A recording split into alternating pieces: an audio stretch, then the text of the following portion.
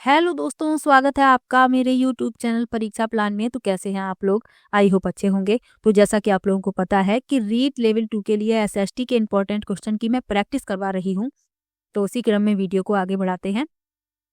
Video देखने के बाद यदि आपको अच्छा लगे तो वीडियो को लाइक और शेयर कीजिएगा, और यदि आप चैनल पर नए हैं तो चैनल को सब्सक्राइब कर लीजिए।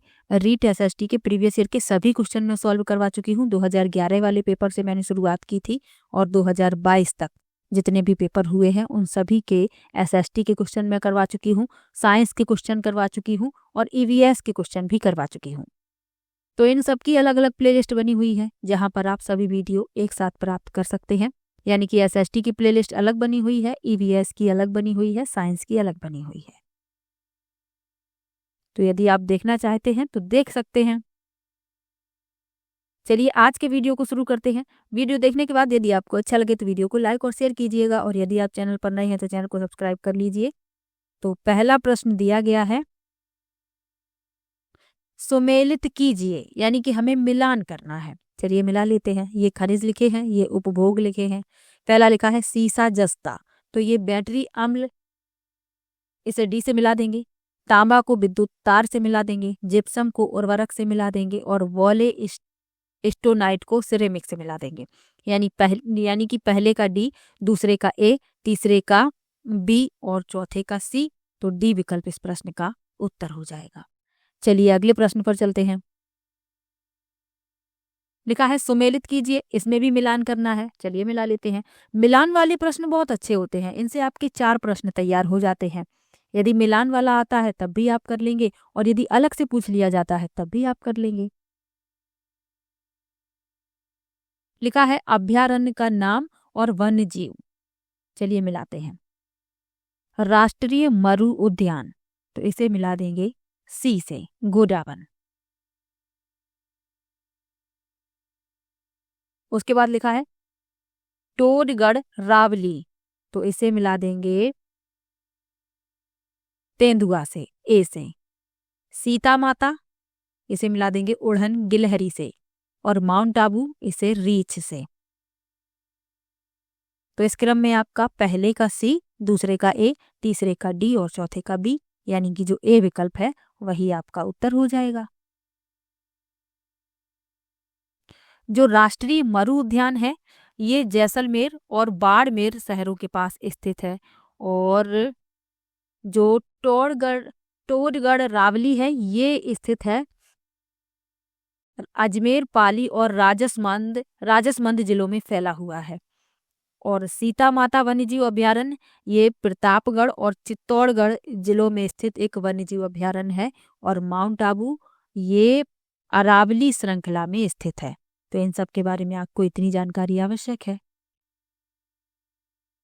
अब यदि प्रश्न आपसे पूछ लिया जाए कि राजस्थान का राजकीय पक्षी कौन सा है, तो आपको याद रखना है गोडावन।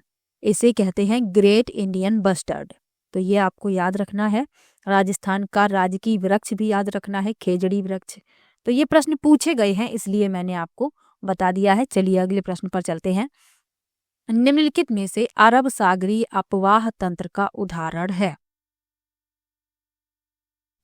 पहला विकल्प है मेनाल, कोठारी, बेडच। दूसरा है जोजड़ी, बेडच, मेनाल। तीसरा है कोठारी, सोम, रूपारेल। और चौथा है जोजड़ी, बांडी, जवाई।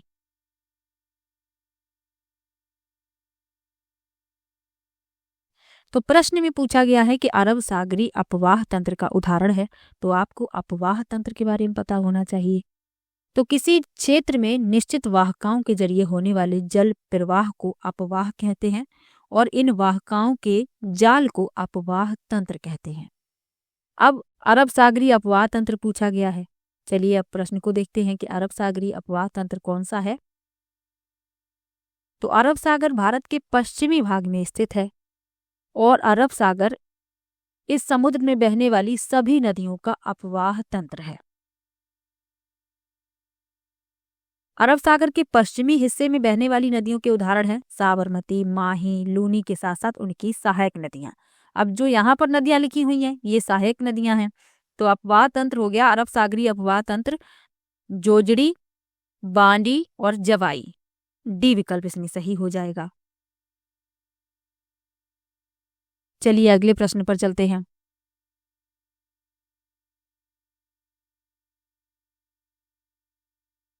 अगला प्रश्न जो है यही प्रश्न है, दोबारा लिख गया है।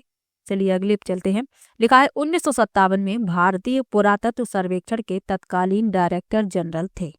पहला विकल्प है अलेक्जेंडर कनिंघम, दूसरा विकल्प है RC बनर्जी, तीसरा विकल्प है REM व्हीलर और चौथा विकल्प है सर जॉन मार्शल।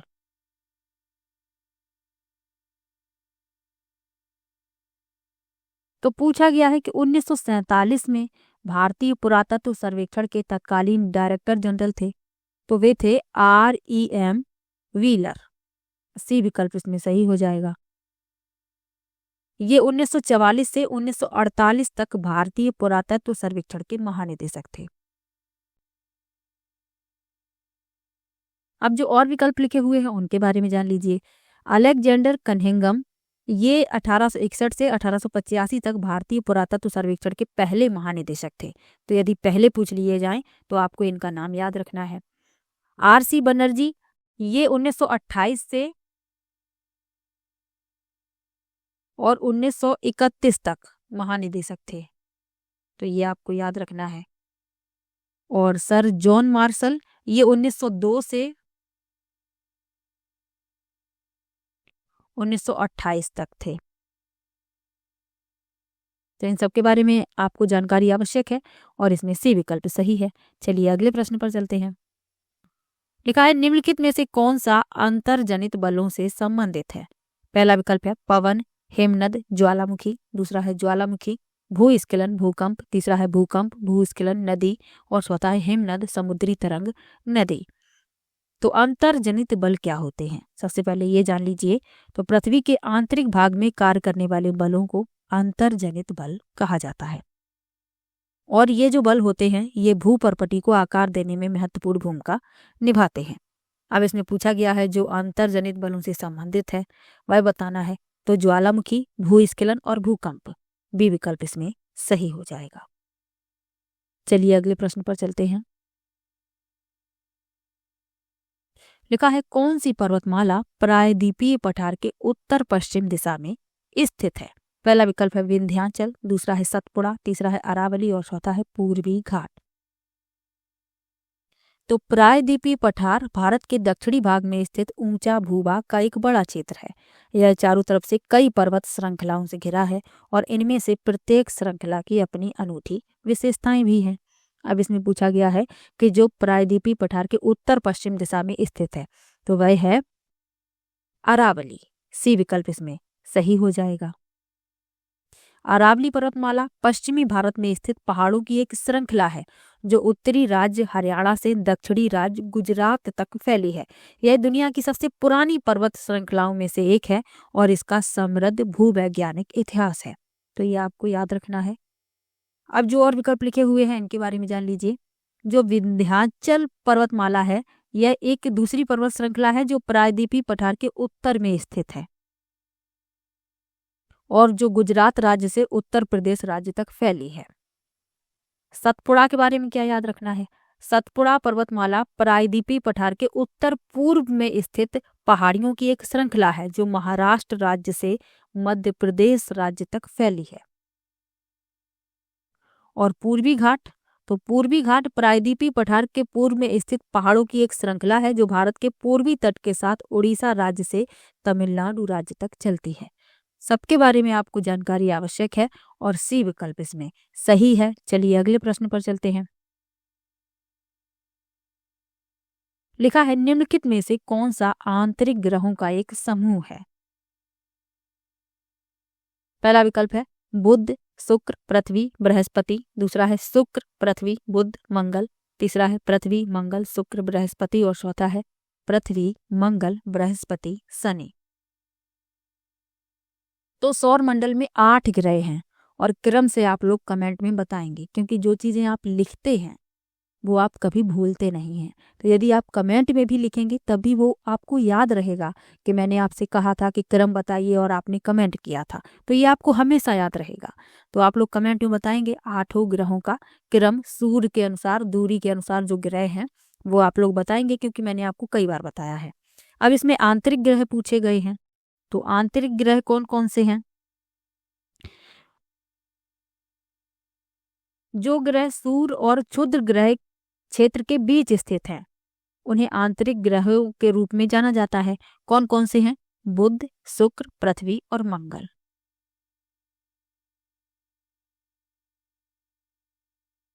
यानी कि जो बी विकल्प है इसमें लिखे हुए हैं यही आंतरिक ग्रह हैं। बाकी जो 4 ग्रह हैं वो बाह्य ग्रह हैं, तो वो भी आपको याद रखने हैं। चलिए अगले प्रश्न पर चलते हैं। और लिखने के लिए मैंने इसलिए कहा क्योंकि जो चीज़ आप लिखते हैं वो आप भूलते नहीं, और कोई भी कठिन प्रश्न आपको लगे तो आप उसका उत्तर जरूर लिखा कीजिए। चलिए अगले प्रश्न पर चलते हैं। लिखा है भारत के संविधान के अनुच्छेद 74 के तहत राष्ट्रपति किसकी सलाह से कार्य करता है? पहला विकल्प है मंत्रिपरिषद, दूसरा विकल्प है उपराष्ट्रपति, तीसरा विकल्प है लोकसभा अध्यक्ष और चौथा विकल्प है राज्यपाल। तो भारतीय संविधान के अनुच्छेद 74 में कहा गया है कि राष्ट्रपति मंत्रिपरिषद की सलाह के अनुसार कार्य करेगा, तो पहला विकल्प इसमें सही हो जाएगा।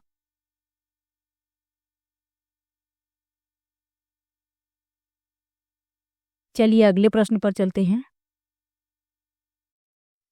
लिखा है राष्ट्रीय बाल अधिकार संरक्षण आयोग में न्यूनतम कितनी महिला सदस्य होना अनिवार्य है?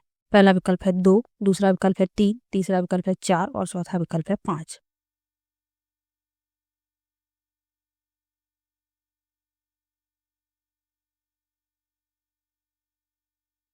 तो राष्ट्रीय बाल अधिकार संरक्षण आयोग यानी कि national commission for protection of child right, इसे शॉर्ट में कहते हैं NCPCR।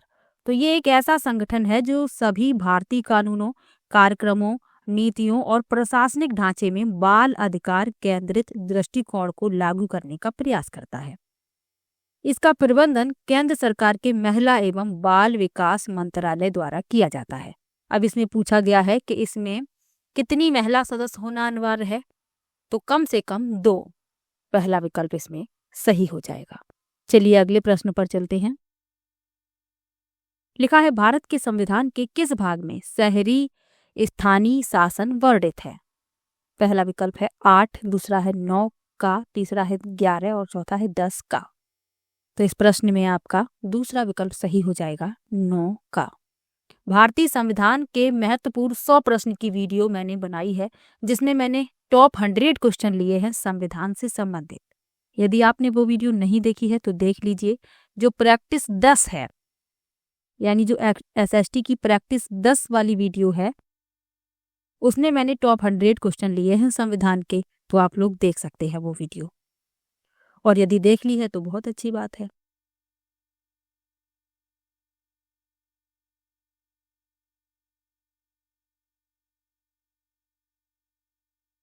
अब जो और विकल्प लिखे हुए हैं उनके बारे में जान लीजिए। जो भाग 8 है, तो भाग 8 में अनुच्छेद 239 से 242 हैं और यह केंद्र शासित प्रदेशों के बारे में है। भाग 10 अनुसूचित और जनजातीय क्षेत्रों के बारे में है, और भाग 11 संघ और राज्यों के बीच संबंधों के बारे में है। तो इन सब के बारे में जानकारी आवश्यक है और इसमें बी विकल्प सही है। चलिए अगले प्रश्न पर चलते हैं। लिखा है भारत के उच्चतम न्यायालय से परामर्श करने की राष्ट्रपति की शक्ति भारत के संविधान के किस अनुच्छेद में वर्णित है? पहला विकल्प है 143, दूसरा है 147, तीसरा है 140 और चौथा है 145। तो भारतीय संविधान का अनुच्छेद 143 पहला विकल्प सही हो जाएगा। 143 राष्ट्रपति को सर्वोच्च न्यायालय से परामर्श करने की अधिकारों के बारे में प्रावधान प्रदान करता है, तो ए विकल्प इसमें सही है। अब जो और विकल्प लिखे हुए हैं इनके बारे में जान लीजिए।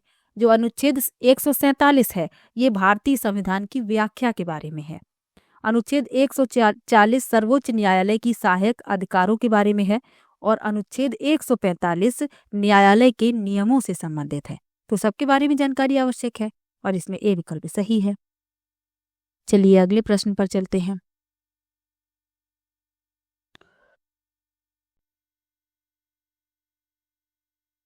अगला प्रश्न दिया गया है, भारत के उपराष्ट्रपति के निर्वाचक मंडल में कौन शामिल होता है? पहला विकल्प है संसद के दोनों सदनों के सदस्य, दूसरा विकल्प है राज्य विधानसभाओं के निर्वाचित सदस्य, तीसरा है ए और बी दोनों और चौथा है राज्य विधानसभाओं के मनोनीत सदस्य। तो उपराष्ट्रपति का चुनाव आनुपातिक प्रतिनिधित्व प्रणाली के तहत एकल संक्रमणीय मत का उपयोग करके संसद के दोनों सदस्यों से बने निर्वाचक मंडल द्वारा होता है। तो इसमें आपका जो ए विकल्प है वही इस प्रश्न का उत्तर हो जाएगा, संसद के दोनों सदनों के सदस्य। चलिए अगले प्रश्न पर चलते हैं। लिखा है 6 से 14 वर्ष के बालकों को शिक्षा के अवसर उपलब्ध कराने हेतु कौन सा संविधान संशोधन किया गया? पहला विकल्प है 74वां, दूसरा है 81वां, तीसरा है 86वां और चौथा है 91। तो 2002 के 86वें संशोधन अधिनियम का उद्देश्य 6 से 14 वर्ष की आयु के बच्चों के लिए मुफ्त और अनिवार्य शिक्षा के अवसर को बढ़ावा देना है। तो सी विकल्प इसमें सही हो जाएगा, 86वां। अब जो और विकल्प लिखे हुए हैं उनके बारे में जान लीजिए। जो 74वां संविधान संशोधन है, यह शहरी भारत में स्थानीय स्वशासन की शुरुआत की गई और देश में सभी नगर पालिकाओं के लिए एक समान कानून प्रदान किया गया 74वें संविधान संशोधन द्वारा। 81वां संविधान संशोधन क्या कहता है? तो राज्य को किसी दिए गए वर्ष की रिक्त आरक्षित रिक्तियों को बाद के वर्ष या वर्षों में भरी जाने वाली रिक्तियों के एक अलग वर्ग के रूप में मानने का अधिकार दिया गया।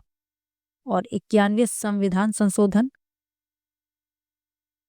इसमें अनुच्छेद 164 में खंड 1A डाला गया जो कहता है कि किसी राज्य में मंत्रिपरिषद में मुख्यमंत्री सहित मंत्रियों की कुल संख्या उस राज्य की विधानसभा के सदस्यों की कुल संख्या के 15% से अधिक नहीं होनी चाहिए। तो इन सब के बारे में भी आपको याद रखना है और इसका सी विकल्प सही है। चलिए अगले प्रश्न पर चलते हैं। लिखा है संपत्ति का अधिकार वर्तमान में भारत के संविधान के किस अनुच्छेद में वर्णित है? पहला है 224 का, दूसरा है 290 का, तीसरा है 300 का और चौथा है 312 का। तो संपत्ति का अधिकार वर्तमान में भारत के संविधान के अनुच्छेद 300 का में वर्णित है। सी विकल्प इसमें सही हो जाएगा। चलिए अगले प्रश्न पर चलते हैं। लिखा है भारत की संविधान निर्मात्री सभा के उपाध्यक्ष कौन थे? पहला विकल्प है डॉक्टर राजेंद्र प्रसाद, दूसरा विकल्प है के.एम. मुंशी, तीसरा विकल्प है ए.एन. सिन्हा और चौथा है H.C. मुखर्जी।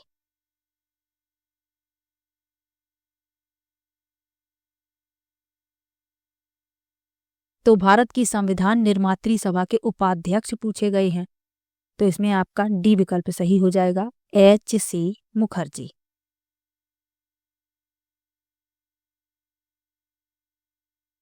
राजेंद्र प्रसाद संविधान सभा के अध्यक्ष थे और भारत के पहले राष्ट्रपति भी थे, तो ये भी आपको याद रखना है। के.एम. मुंशी, तो के.एम. मुंशी को कांग्रेस पार्टी के टिकट पर संविधान सभा में बॉम्बे का प्रतिनिधित्व करने के लिए चुना गया था। और ए.एन. सिन्हा ये कौन थे? तो ए.एन. सिन्हा ने 1930 में सविनय अवज्ञा आंदोलन और सत्याग्रह आंदोलन सहित कई राजनीतिक गतिविधियों में भाग लिया था। तो इन सब के बारे में भी आपको याद रखना है और इसमें डी विकल्प सही है। चलिए अगले प्रश्न पर चलते हैं। अगला प्रश्न है गुप्त काल के प्रथम कुलिक शब्द का अर्थ है? पहला विकल्प है मुख्य न्यायिक अधिकारी, दूसरा विकल्प है मुख्य बैंकर, तीसरा है मुख्य व्यापारी और चौथा है मुख्य शिल्पकार।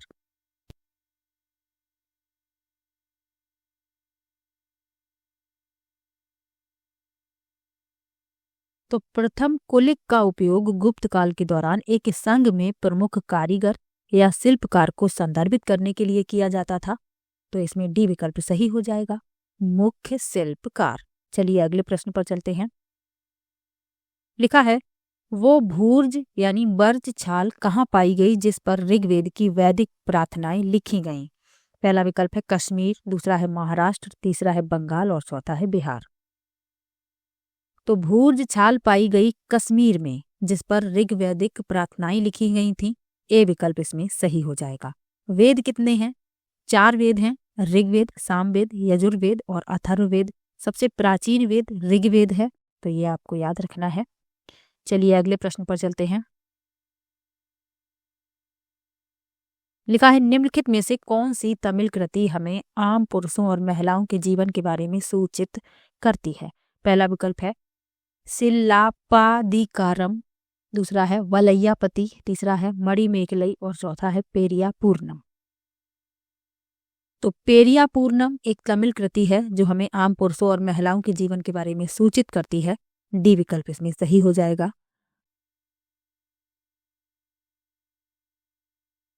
चलिए अगले प्रश्न पर चलते हैं।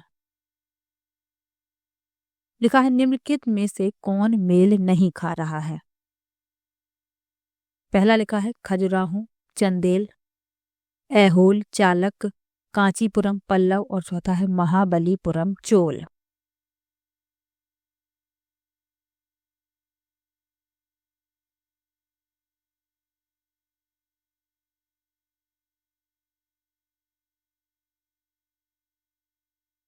तो खजुराहो जो है मध्य प्रदेश भारत में स्थित हिंदू और जैन मंदिरों का एक समूह है और मंदिरों का निर्माण चंदेल वंश द्वारा 10वीं और 12वीं शताब्दी के बीच कराया गया था। तो ये सही है पहला। ऐहोल चालुक्य, तो ऐहोल कर्नाटक का एक गांव है जो 6ठी शताब्दी में चालुक्य वंश की राजधानी थी। तो ये भी सही मिला हुआ है। कांचीपुरम पल्लव, तो कांचीपुरम भारत के तमिलनाडु में एक शहर है जो 3री से 9वीं शताब्दी तक पल्लव वंश का एक महत्वपूर्ण केंद्र था। तो ये भी सही है।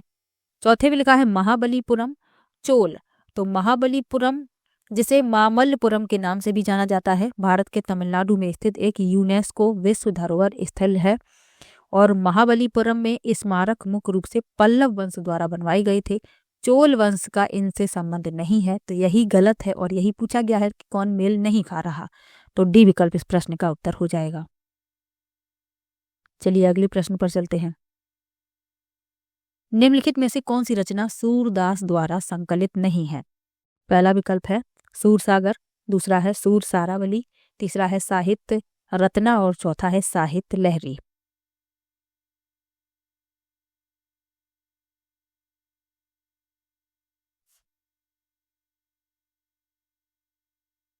तो सूरदास द्वारा संकलित नहीं है साहित्य रत्ना, तो यही इस प्रश्न का उत्तर हो जाएगा। बाकी तीनों रचनाएं लिखी हुई हैं ये सूरदास द्वारा ही संकलित हैं, सूरसागर, सूर सारावली और साहित्य लहरी। चलिए अगले प्रश्न पर चलते हैं। लिखा है किस क्षेत्र में भूस्वामियों को वेल्लार कहा जाता था?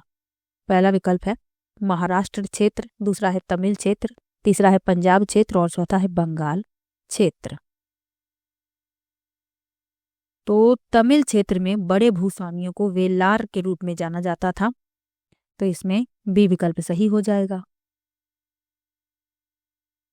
और जो साधारण हल चलाने वाले थे उन्हें उझावर के रूप में जाना जाता था, तो ये भी आपको याद रखना है।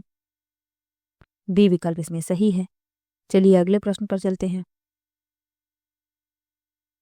लिखा है पूर्व मद्रास में स्थापित वेद समाज प्रेरित था। पहला विकल्प है प्रार्थना समाज द्वारा, दूसरा है आर्य समाज द्वारा, तीसरा है ब्रह्म समाज द्वारा और चौथा है युवा बंगाल आंदोलन द्वारा।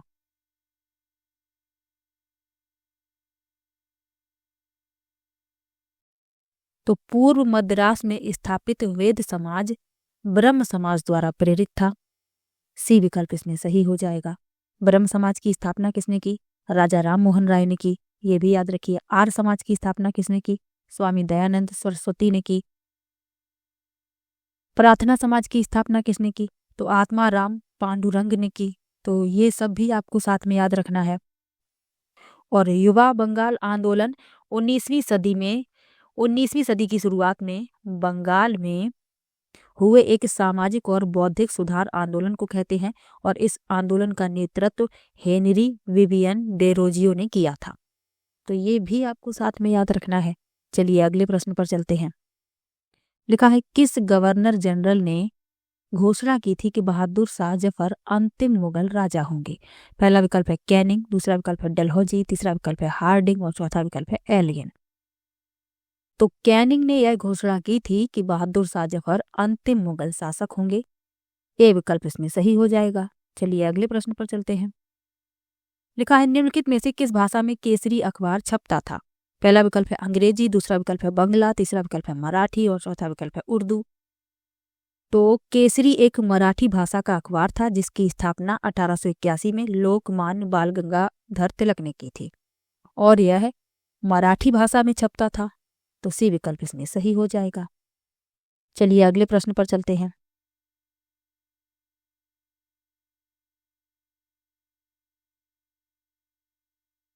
अगला प्रश्न है निम्नलिखित में से किस एक्ट से भारतीय संविधान द्वारा काफी संख्या में प्रावधान लिए गए?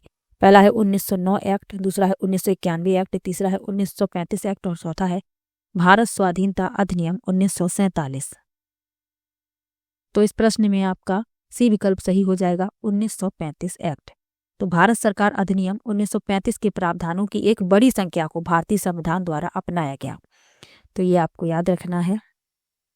और भारत सरकार अधिनियम 1935 एक ब्रिटिश कानून था, तो ये भी आपको याद रखना है। तो सी विकल्प इसमें सही है। चलिए अगले प्रश्न। अगला प्रश्न दिया गया है सूर्य पूर्व में उदय होता है क्योंकि? पहला विकल्प है पृथ्वी पूर्व से पश्चिम की ओर चक्कर लगाती है, दूसरा है पृथ्वी पश्चिम से पूर्व की ओर चक्कर लगाती है, तीसरा है पृथ्वी अपने अक्ष पर झुकी हुई है और चौथा है पृथ्वी का चक्कर 24 घंटे लेता है। तो सूर्य पूर्व में उदय होता है, इसका कारण है कि पृथ्वी पश्चिम से पूर्व की ओर चक्कर लगाती है। बी विकल्प इसमें सही हो जाएगा। चलिए अगले प्रश्न पर चलते हैं। लिखा है दक्कन पठार अपने पश्चिमी भाग पर कौन सी भौतिक विशेषता से जुड़ा हुआ है? पहला विकल्प है सतपुड़ा श्रेणी, दूसरा है विंध्य श्रेणी, तीसरा है सह्याद्री और चौथा है नीलगिरी। तो दक्कन का पठार दक्षिण भारत में स्थित एक बड़ा पठार है और यह कई पर्वतमालाओं से घिरा है, जिसमें उत्तर में सतपुड़ा और विंध्य पर्वतमाला, पूर्व में पूर्वी घाट, दक्षिण में नीलगिरी की पहाड़ियां और पश्चिम में सह्याद्री पर्वत शामिल है। और इसमें यही पूछा गया है कि पश्चिमी भाग पर कौन सी विशेषता से जुड़ा हुआ है? तो सह्याद्री। सी विकल्प इस प्रश्न का उत्तर हो जाएगा। चलिए अगले प्रश्न पर चलते हैं। लिखा है लद्दाख की जलवायु अत्यधिक शीतल और शुष्क है, निम्न में से कौन सा कारक इसके लिए उत्तरदायी है? पहला है अक्षांश, दूसरा है ऊंचाई, तीसरा है वायु दाब और पवनें और चौथा है समुद्र से दूरी। तो लद्दाख की जलवायु अत्यधिक शीतल और शुष्क है, तो इसका कारक जो उत्तरदायी है वह है ऊंचाई। बी विकल्प इसमें सही हो जाएगा। तो अधिक ऊंचाई के कारण वायु विरल होती है और वायुमंडलीय दबाव कम होता है, जिसके परिणाम स्वरूप तापमान कम हो जाता है। इसके अलावा यह क्षेत्र ऊंचे पहाड़ों से घिरा हुआ है जो समुद्र से नम वायु के संचलन को प्रतिबंधित करता है, जिससे यह बेहद शुष्क हो जाती है। तो बी विकल्प इसमें सही है। चलिए अगले प्रश्न पर चलते हैं। लिखा है निम्नलिखित में से कौन सा जनसंपर्क माध्यम का उदाहरण नहीं है? पहला विकल्प है समाचार पत्र, दूसरा है रेडियो, तीसरा है सेल्यूलर फोन और चौथा है टेलीविजन फोन। तो जनसंपर्क माध्यम का उदाहरण नहीं है पूछा गया है, तो सेल्यूलर फोन। सी विकल्प इसमें सही हो जाएगा। तो आज की वीडियो में कुल 30 प्रश्न लिए हैं। किसी भी प्रश्न में आपको डाउट हो आप कमेंट बॉक्स में जरूर लिखिएगा। मिलते हैं नेक्स्ट वीडियो में, तब तक के लिए बाय बाय।